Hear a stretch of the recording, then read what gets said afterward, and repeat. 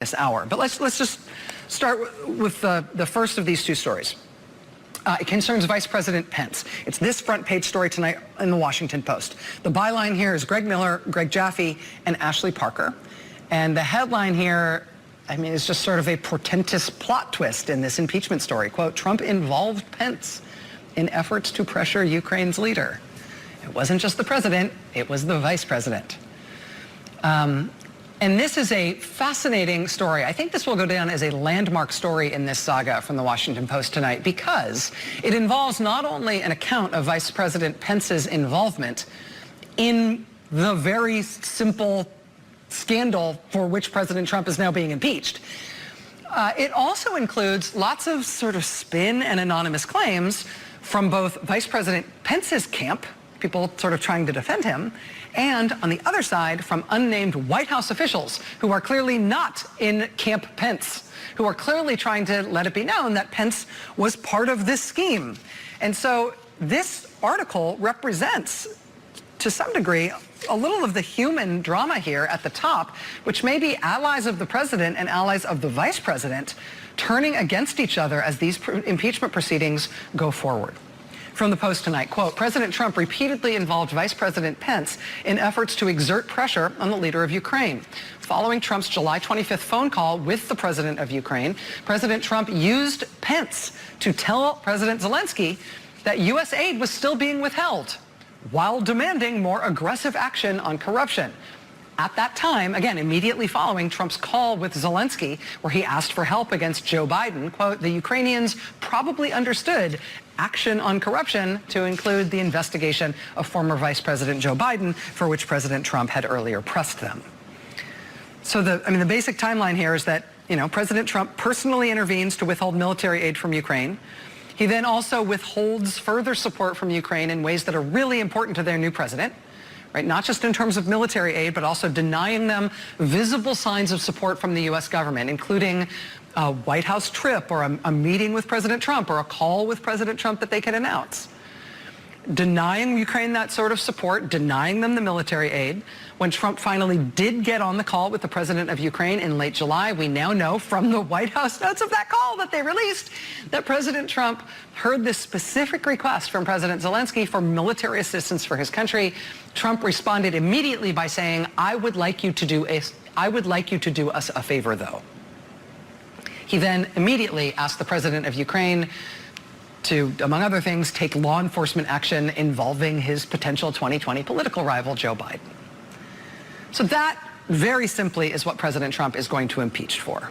We now know from the Washington Post that after that call, where President Trump asked Ukraine for help in his 2020 effort against Joe Biden, we now know that after that call, the person from the U.S. government who went over to Ukraine and reiterated to that same president, hey, you are not getting U.S. military aid unless you carry out these investigations.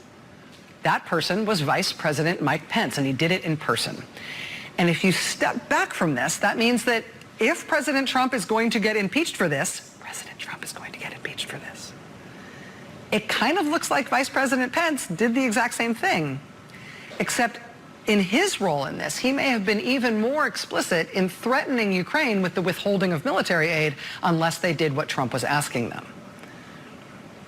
Right, now, the spin here and the sort of attempted defense by allies of the vice president is a little bit labored. Quote, officials close to Pence insist that he was unaware of Trump's efforts to pressure Zelensky for damaging information about Biden. That means Vice President Pence is conceding, he is admitting to telling the president of Ukraine that their military aid was being withheld. He's admitted to tying that to demands that they do some sort of investigation related to some sort of corruption. But he's trying to say that he didn't realize when he was pressing them about investigations having to do with corruption that that might have been perceived as a demand having something to do with Joe Biden. That's the limits of the vice president's defense here. Well, how credible is the vice president's defense here?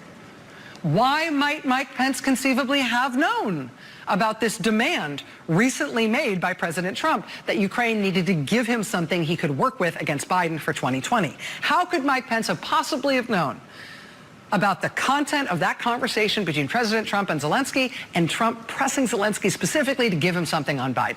How could Pence have known about that? Well, quote, perhaps most significantly, one of Pence's top advisors was on the July 25th call between President Trump and President Zelensky when Trump made that specific ask about Joe Biden. Also, quote, the vice president would have had access to the transcript of that call within hours of it taking place. And now here's where we get the anonymous White House officials throwing Vice President Pence under the bus. Quote, White House officials say Pence likely would have received detailed notes of the president's call with Zelensky in his daily briefing book on July 26th, just one day after the call took place.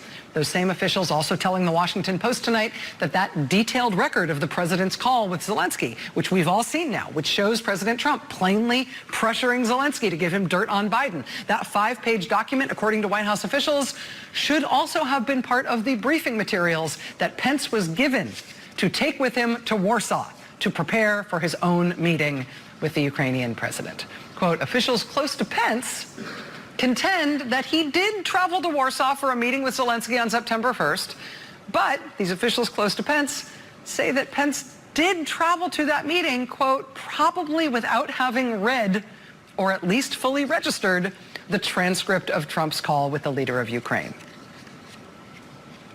So this is the vice president's defense against his own impeachment, I guess. I mean, first, he definitely didn't know about it. Yes, one of his top advisors was on the call. Yes, the vice president had access to the transcript of that call. Yes, the transcript of that call was in fact given to him the day after the call.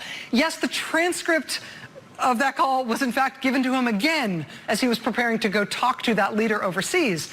Yes, the vice president's allies concede that it is possible that the vice president actually read the transcript of that call. But even if he read it, who's to say whether or not it registered? Who's to say whether or not it's sunk in to that big brain? And that's the defense. Quote, in his meeting with Zelensky, Pence conveyed the news that hundreds of millions of dollars in U.S. aid to Ukraine was not going to be released amid concerns about the country's lagging efforts to combat corruption. We will not give you this military aid unless you do something on corruption.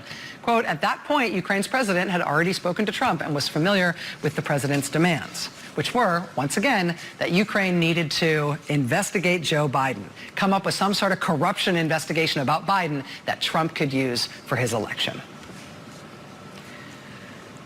So the sort of open and shut nature of the impeachment proceeding against President Trump right now is that he has been caught. I mean, he admits the White House has provided the evidence that President Trump really did call a foreign leader and solicit help from that foreign government in producing something he could use in the next election against one of his Democratic rivals. Open, shut, he's going to be impeached. That's enough. That's what he's going to be impeached for. That's at least one of the things he is going to be impeached for. Now, there are a number of things contextually around what President Trump did that make it worse, right? Including the fact that he had just personally intervened to block hundreds of millions of dollars of military aid going to Ukraine right before he made this demand on them about what kind of favor he needed from them. And in fact, he raised the prospect of what he needed as favors from Ukraine immediately in conversation right after the Ukrainian president asked him about the military aid, right? So that's bad as a contextual matter in terms of the way the president handled this. He was simultaneously withholding the military aid and saying, yeah, do me a favor though. Oh, you want military aid? Do me a favor though. The president is already there. When it comes to the vice president though, it appears to be more direct. Vice President Mike Pence appears to be the pro in between the quid and the quo, because he appears to have been the one who was responsible for explicitly linking the issue of this military aid with Ukraine's behavior on, quote, corruption, which at that point the vice president had every reason to know was a direct follow-up to the president demanding help versus Biden for 2020. In his defense to, I guess, potentially being impeached himself on these matters, if his defense is that he definitely didn't know that Biden had ever come up in these discussions with Ukraine, I mean, except for his advisor listening in on the call, except for him having access to the transcript of that call, except for him being given the notes from that call, except for him being given the notes from that call again, except for his advisors admitting that, yeah, he probably read the notes from that call, including the part that's explicitly about Joe Biden. I mean, apart from his advisors admitting, yeah, he might have read that. But maybe he didn't get it. I mean, that is not the world's strongest defense, but that is what the vice president is leading with. And that feels like an important new development. And that is just breaking tonight, again, from the Washington Post.